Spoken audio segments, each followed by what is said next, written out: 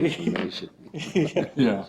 Is there anything else, probably? Yeah. Sometimes you get more than you want, though, don't you? Information, I You mean. can sometimes, it's good. Is there anything else we need to know since we're Well, sitting you next to ain't you? gonna get to, that's for Oh, sure. we're sitting next to you, so we better. Oh, geez. Oh, yeah. Sync on the power.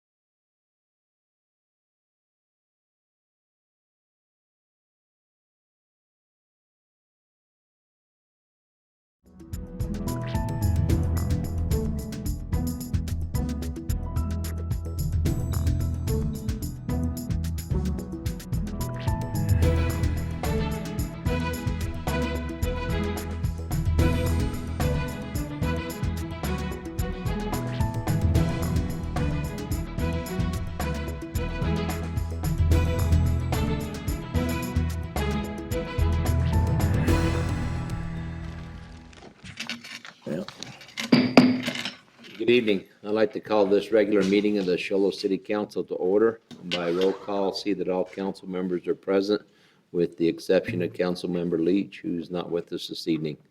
We'd like to welcome those of you who are with us this evening in the council chambers, as well as those who may be watching at home. We'd like to begin this meeting this evening by invocation. We've asked Councilmember Kelly if he'd lead us in a invocation followed by the Pledge of Allegiance. Those who'd like to join with us, please stand.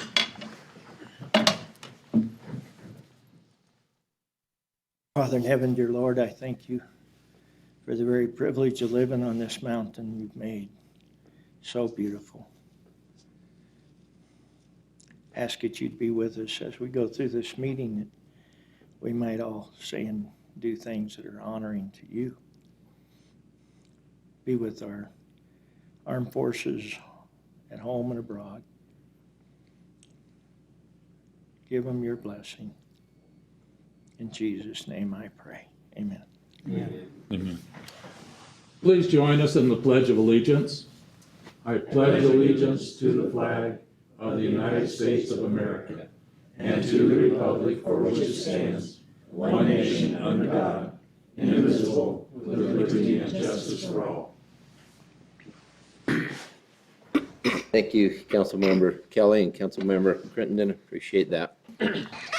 First item we have tonight is call to the public.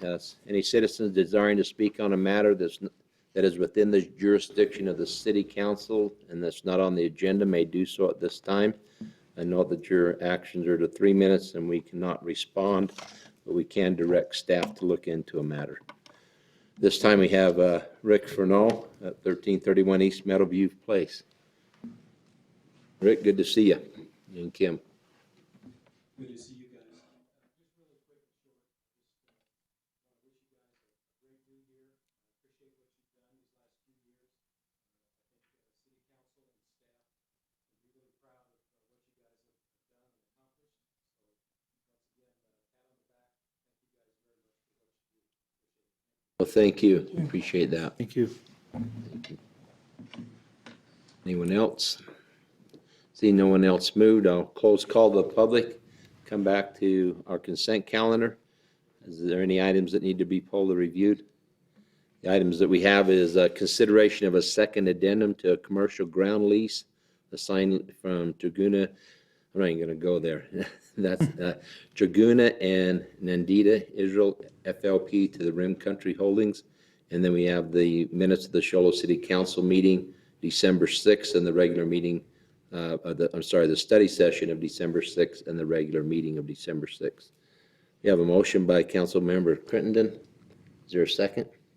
Second by Vice Mayor. Any other discussion? Call for the vote. All those in favor? Any opposed? See that passed 6-0. Next item is new business, presentation of the comprehensive annual financial report for the fiscal year ending June 30th, 2016. Mr. Johnson.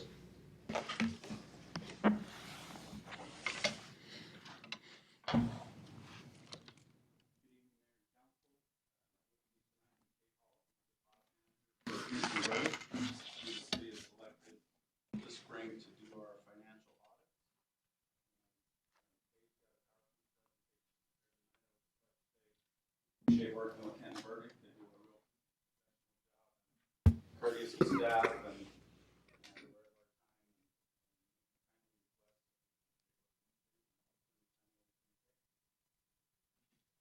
Okay, welcome. Did you have a good drive down? thank you, yes, it was. Did A you- little concerned on that running into some storm. Glad you're here.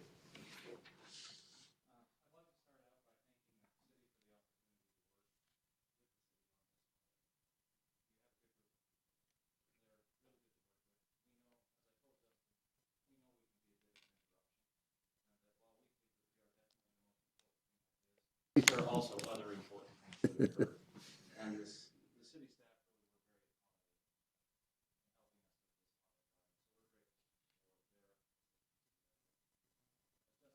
staff I'm an audit manager with Hinton Burdick. I am a certified public accountant. I also have certifications in fraud examination, in information systems auditing, and in information technology. So that's some of my background. I've been with the firm for about 10 years, and I've had the opportunity to work on this audit about 4 years. This year and then in 3 other preceding years, I had the opportunity to work. So the most important stuff coming out of the audit are the audit reports, what we saw as we were performing the audit.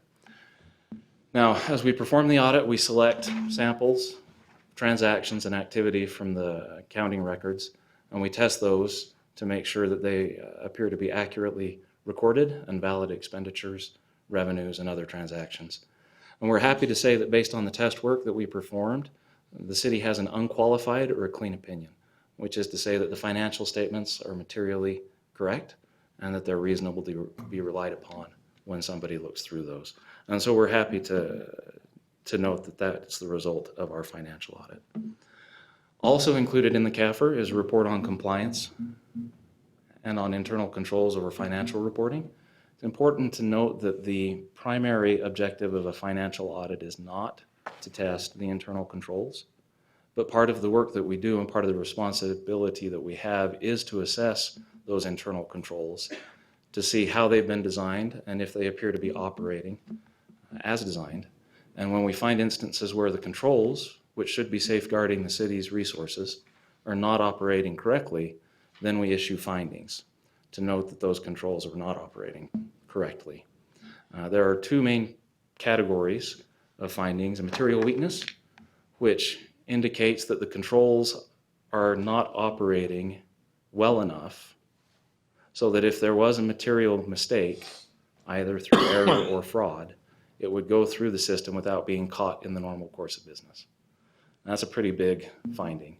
And we're happy to note that we did not find any such findings this year. Everything appeared to be working properly and well. So we're happy to say that.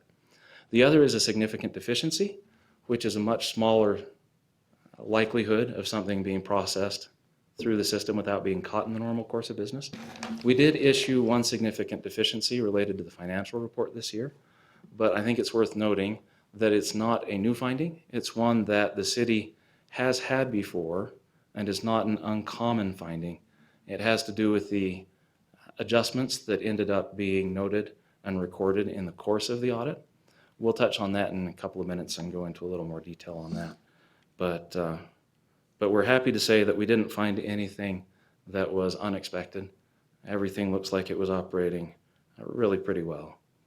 So one other report, the state compliance report, and there was an unmodified opinion on that as well, a clean opinion. We didn't find any material findings in relation to the city's compliance with state requirements. And that report is on page 125 of the CAFR if you have it right there and are interested. That 1 significant deficiency that I mentioned, it's a reissuance of a prior year finding. It is finding 9.1, and as I noted, it's not considered material, but because of the number of adjustments that were noted in the course of the audit, the standards do require that it be issued as a finding. In this case, it was a significant deficiency. I am happy to note that given our conversations with the city staff and personnel, they are taking this finding seriously, and they are looking for ways to address it and make sure that it comes off in subsequent years. So I'm optimistic that next year I'll be able to say that the finding was cleared out and it won't be an issue going forward. but that was issued this year. A couple of highlights from the financial statements. Total net position for the city was $110 million as of June 30th, 2016. If you look on page 14 of the financial statements, that's the balance sheet, the statement of net assets, or statement of net position, excuse me, for the city. And in the lower right-hand corner of that page is where you'll find that $110 million. That's basically the equity of the city. It's the difference between the assets and the liabilities for the city, or what would be left if for some reason the city had to settle all of its liabilities with the assets that it currently has. It's an important figure in that over time it can indicate the health or trend that the city is going through. If it is fairly stable or increasing slightly, that's a good indicator. If it's consistently going down over time, that is generally indicative that there's a problem. This year, the city's total net assets increased by $867,000, and that's split between two different categories: your governmental activities and your proprietary or utility funds.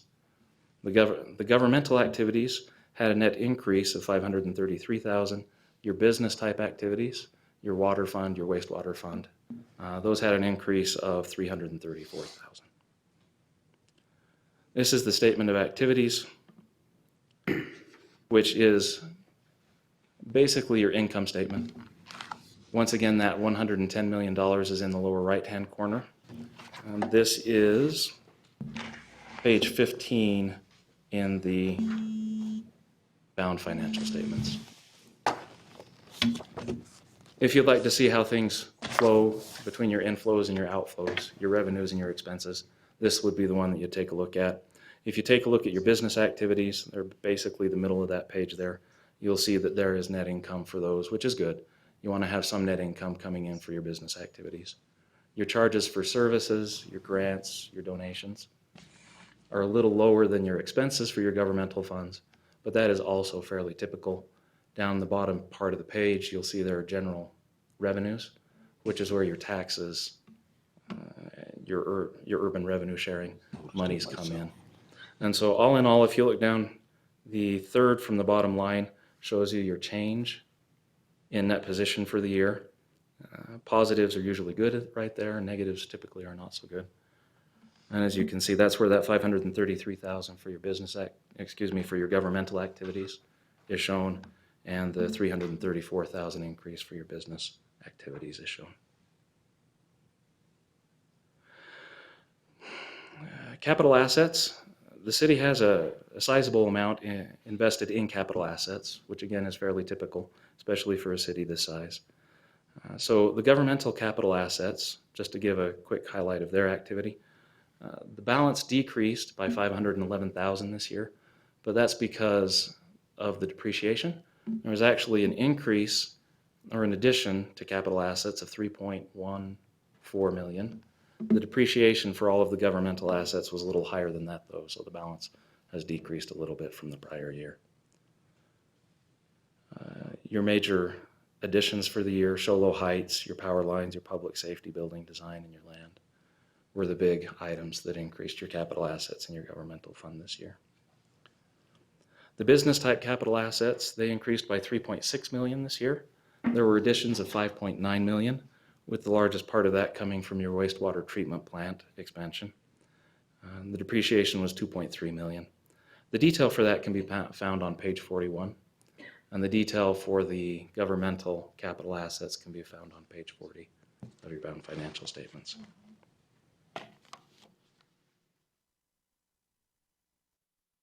Your liabilities for the city, once again broken up between your governmental funds and your business type funds. Your governmental long-term liabilities decreased by $865,000 down to $28.6 million. It's worth noting that a sizable portion of that $28.6 million is your net pension liability, which was put onto the books last year by a GASB 68. And so there was a pretty big increase in your liabilities last year, but there was a pretty big increase for everybody. throughout the United States last year in that respect. And the city did make regular scheduled debt service payments for the governmental debt of $1.5 million. Business type, long-term debt decreased by $283,000 down to $9.2 million. And that was via regularly scheduled debt service payments of $531,000. And then some changes in net pension liability and compensated absences and the like. So all in all, your total fund balance for the general fund actually decreased a little bit this year. It went from 7.2 million down to 7 million. Now a small change, relatively small change like that year to year is not unusual and nothing to be too worried about. If that trend continues over time, that would be something to be concerned about.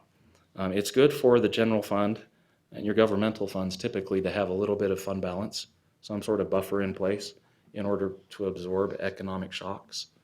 The city has historically been really good at having that buffer, and it appears to continue that trend. You just want to make sure that buffer does not decrease. The detail for that fund balance, what makes it up, can be found on page 20 of the bound financial statements. There were expenditures in excess of revenues in the general fund of $177,000, but it's worth noting that there were transfers out of $4 million. So prior to those transfers, the general fund had a pretty significant inflow, but the amounts were transferred out to help cover other expenses and settle, to help cover other expenses, which is typical and budgeted, so nothing unusual there.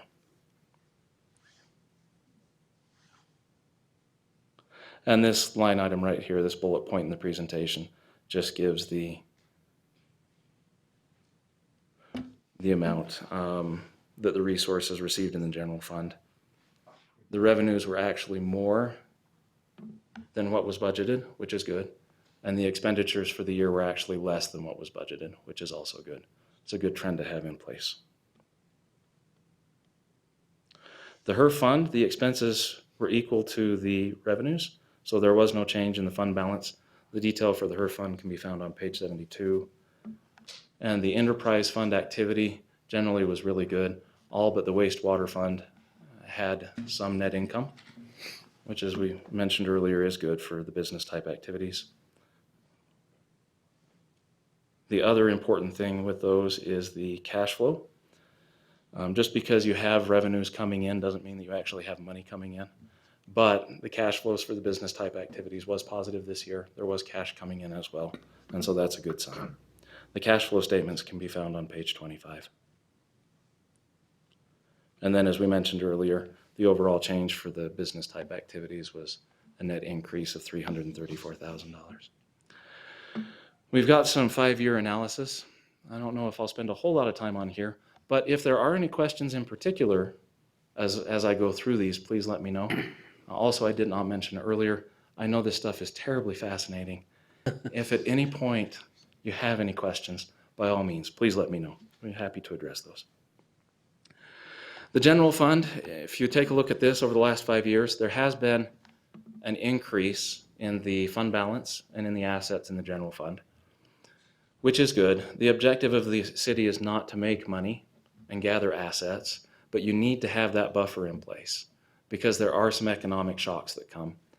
Case in point, if you go back to 2008, 2009, the city in the general fund had a fund balance of about $11 million, but then we had those tough years and many, many municipalities ran into some significant problems there. But the city has done pretty well there. The fund balance has decreased. So this increase over the last 5 years is not unusual. The city appears to be just building up its reserves, which is a good step to take. Restricted cash and unrestricted cash. Your unrestricted cash has remained fairly low over the last 5 years. Your cash balance in total has gone up on average over the last 5 years, which is good because that means that you've got the flexibility with your unrestricted cash to be able to meet the needs that the city has. If you have a lot of cash tied up in restricted, it's there, but it's not nearly as flexible. It can cause you a little bit of stress. So this is a good trend for the city. Total revenues, total expenditures for the general fund over the last 5 years. Over time, we expect the expenditures and the revenues to equal out. The difference between them here is just the amount going into the net position, the fund balance, as we talked about, which is allowing the city to build back up that fund balance and build up that buffer. Here are some of the expenditures between last year and this year. Those differences are on the far right-hand column. Shows which departments, which areas have had expenditure increases and decreases over the last couple of years. The cemetery, from last year to this year. The cemetery has had a pretty significant decrease in expenditures. Some of that appears to be offset with the parks and recreation, but even those two together still is a fair decrease. Most of the others are fairly low changes compared to the amount of activity in the city. So they're fairly consistent year to year. One of note is public safety. That did have an increase this year, but part of that is tied to the GASB 68 and the PSRS changes, the amounts and expenditures related there. So a bit of an increase in expense there is not unexpected. Sales tax revenue over the last 5 years has been increasing, which is a good sign that your economic activity inside of the city has been increasing, which is good. Other tax revenues, as you can see, the trend there has been similar. It's been increasing over the last 5 years. This breaks out the franchise, the state sales tax, and the urban revenue sharing. All three of those have been increasing to one degree or another. Total tax revenue has gone from $11.5 million in 2012 up to $13.9 million in 2016, which is good. The percentage change in tax revenue shows you how the change from year to year is broken out between your sales tax and your other taxes. It's the kind of thing that we sit up at night and just think about how to demonstrate. But it's good. The HURF, the Highway User Fund, total revenues, total expenditures for the year. As you can see, total expenditures for the year over the last 5 years have been more than your HURF revenues in. You have had some projects in there that the city has funded with other money. Some of the transfers out of the general fund have gone into that fund this year. Total cash for the fund, you can see it's remained fairly consistent over the last 5 years. There's been some increase and decrease year to year, but it's remained fairly consistent. Your airport fund over the last 5 years, revenues and expenses have really been pretty close. Some years the revenues have been a little higher. The blue line with the dot have been higher than your expenses, which are the red line with the square. But all in all, they stay pretty close in the back and forth between the overage and the underage, so that's good. Your water fund, total revenues have exceeded total expenditures, and that's given that net income that we talked about, which is good because you have your capital assets, your infrastructure for the water system that ages out and depreciates, but it ages out and has to be replaced. And if you don't have a net income coming in to help build up those reserves, then the only option you have to address that when the time comes is to take on debt. And if you have the opportunity to build up the reserve beforehand, it's generally much better to go that way. Cash for the fund, for the water fund, has increased over the last 5 years, and that's a result of that net income in the fund.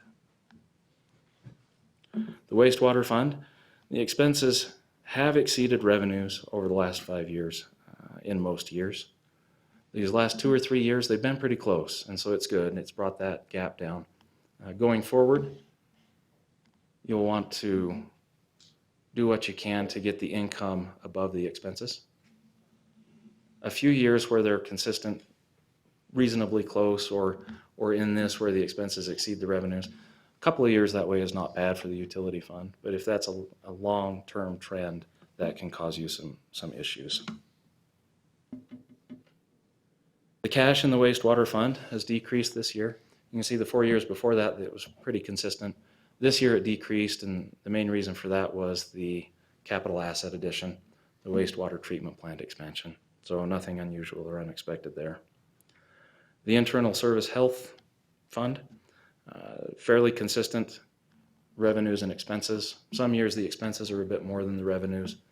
The last couple of years the revenues have been a bit more than the expenses, which is good. The activity there is really going to depend upon the insurance needs in any given year, so some fluctuation there is expected. Over time, you want to see that they kind of balance out, though, that you have enough going in to cover the expenses, and that's the general trend that we're seeing there, so that is good. The cash for the fund, as you can see, that's followed the revenues and the expenses on the earlier slide. It's building back up again over the last couple of years. Nothing unexpected or unusual there.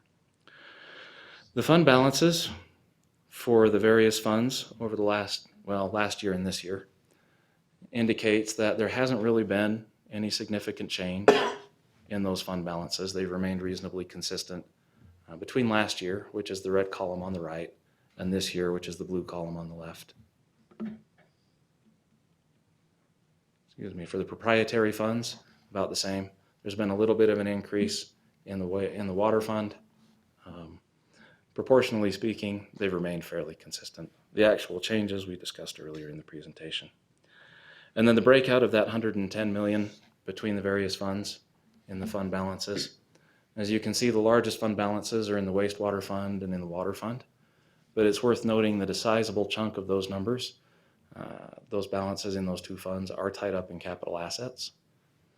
So they're not really an expendable fund balance or net position, but it's invested in capital assets. All right, any questions? Any questions of council? I just want to thank you. That was a very well put together report. I think it was probably one of the clearest reports I've seen in a long time. Made sense. Made it exciting, Kerry. See us making money here. Tonight I came in and I said, "Oh, Rick, is this the most exciting meeting you could come to?" And Sir Guy says, "Of course it is. It's our financials." So, and it really is. I should have see brought that we are trending well and doing well. So that's great. Any other questions at all? Thank you for being here. Appreciate it. Thank you very much. If you do have any questions come to mind, if you wake up at 3 o'clock in the morning with that burning question that you can't get back to sleep, you're always welcome to contact us and let us know what those questions are. We're happy to answer them at any point in time. So you're going to let us have your home phone number to Oh, certainly. 3 o'clock I may in the not be morning? terribly responsive at 3 in the morning, but I'll give you the best answer I can. But the contact information, our email addresses are in the presentation. Also, Justin has the phone numbers and other contact information. So, thank you very much. Thank you. Next item we have is a summary of current events. I'd like the members of council, Councilmember Crittenden. I want to remind everybody that tomorrow, the Show Low Chamber of Commerce has their monthly breakfast at Salterra, starting at 8 o'clock in the morning. What that is for businesses that belong to the chamber. It's an opportunity to go to the breakfast, to promote your business, to interface with other people that run businesses in the city. It's an excellent opportunity to expand and like I said, to be able to get to know the people in the business world in Show Low. So I highly recommend that you go. If you're a member of the Show Low Chamber, which is at 8 o'clock tomorrow morning at Salterra. Thank you. Councilmember Alsop. Thank you, Mayor. A couple things. Attended hopefully everybody attended the Show Low Drop the Deuce clubs on New Year's Eve. No. But with seeing the amount of people that was there, I don't think everybody showed up. But it was a couple hundred people there. It was a good time. Wasn't as cold as it has been and wasn't as snowy as it was, but hopefully it brought in a new year for everybody and hopefully they had fun.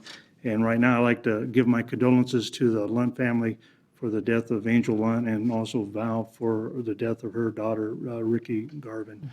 Lost some really good people this week and so just prayers and thoughts goes out to those families. Thank you. Thank you, Councilmember Alsop. Appreciate that.